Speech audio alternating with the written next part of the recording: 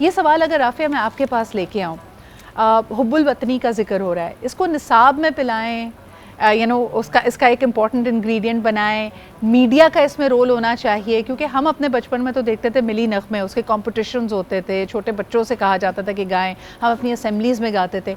आज मुझे लग रहा है 23 मार्च पे इस हवाले से अगर देखूँ तो बहुत खामोशी है। बिल्कुल ऐसे ही है, आपका बचपन मेरा बचपन, हम स्कूल में इसी तरीके से थे कि हम ड्रम भी प्ले कर रहे हैं, हमें बताया जा रहा है कि मिली नग़मे आपने गाने हैं, याद करने हैं। मुझे आज भी याद है कायद-ए-आज़म की मज़ार पर परेड्स होती थी, हम जाते थे, वज़ीर-ए-आज़म और वज़ीर ख़ारजा आते थे, हम फूल पेश करते थे, हम वो बच्चे थे। कहाँ हो रही हैं वो परेड्स, कहाँ गए वो बच्चे, कहाँ गए वो ड्रम्स जिनमें एक पूरा एक प्रोग्राम तरीके के साथ बच्चों को सिखाया जाता था कि मुक़र्रिरीन आएंगे, तकरीरें होंगी, मिली नग़मे होंगे, टैबलोज़ होंगे। ये बेसिकली सिद्रा ये प्रोग्रामिंग है, ह्यूमन प्रोग्रामिंग है। आप बच्चों के जहन में एम्बेड कर रहे हैं अपना पेट्रियाटिज़म, अपनी तारीख को भूलने नहीं देते। आज आप स्कूल के बच्चों में से किससे पूछेंगे कि 23 मार्च करारदाद पाकिस्तान, करारदाद लाहौर क्या है, क्या रूह थी आज के दिन की, कैसे इसकी आइडियोलॉजी, नहीं पता। और इसमें आपको याद होगा कि हमारे स्कूल में जब 23 मार्च का टैबलो होता था तो क्लास का या स्कूल का सबसे लंबा लड़का चुनकर उसको कायद-ए-आज़म बनाते थे, उनके साथ एक सफ़ेद शरारे में फातिमा जिन्ना होती थी, and we used to enact the whole thing. हम बहुत एंजॉय करते थे, हम वो हमारी रूह का हिस्सा बन गया। आज देखिए, आज 23 मार्च था, मुझे पता था आज आपका प्रोग्राम है, ये ऑटोमेटिक था कि मैंने ग्रीन कलर पिक किया, ये ऑटोमेटिक था कि मुझे पता था कि आज इस पर बात होगी, सिर्फ ज़रूर इस पर बात करेंगी।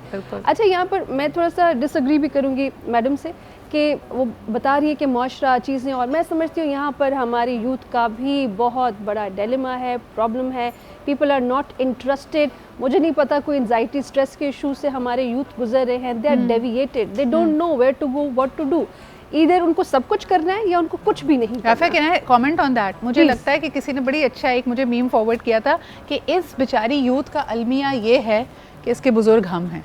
I think we have to accept responsibility कि जैसे हम हैं, हमने उनको नहीं सिखाया। It is so easy to blame these people. इनके पास ये आज के बच्चे हैं, they have all the information, but we didn't guide them, we didn't create the opportunities. Areej, आप क्या कहोगी? And especially since I touched upon, अभी मुझे कल किसी ने forward किया, it is very heartbreaking कि gender equality का जो index है उसमें 146 मुल्क हैं और 145वां मुल्क का जो ranking है वो पाकिस्तान को दी गई है। Is it really that bad when you see around? या कुछ वो कहते हैं ना कि कुछ शहर वाले भी जालिम थे, कुछ हमें भी मरने का शौक था। और मैं पहले थोड़ा सा इस पे बात कर लूँ कि बच्चों की जब बात करते हैं ना, यूथ की, मेरे 3 बच्चे, 3 डिफरेंट है, एक 17 का है, एक 12 की है, छोटा वाला 6, तो तीनों का डिफरेंट जो है। और मुझे लगता है हम लोग शायद थोड़े बेटर हो गए हैं। हम जो अपनी बेटरनेस है ना वो अपने बच्चों को पास ऑन करते हैं कि इस मुल्क में ये हो गया, बिजली नहीं आ रही हो, इसमें तो बिजली जाती है, लोड शेडिंग ही होती रहती है, तो that betterness is building up.